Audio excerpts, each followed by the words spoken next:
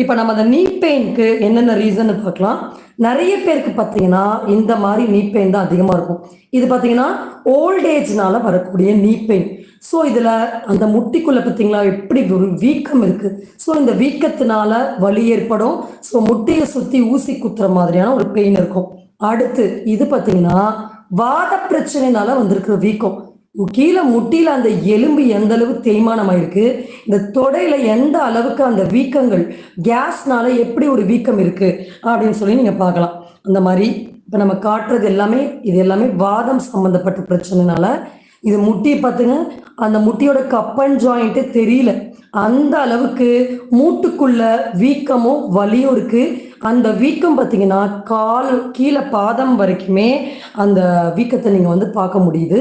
so இவங்களுக்கு பார்த்தீங்கன்னா இது வந்து நீர்த்தேக்கம் கிடையாது, இந்த கேஸ்னால கால் இந்த மாதிரி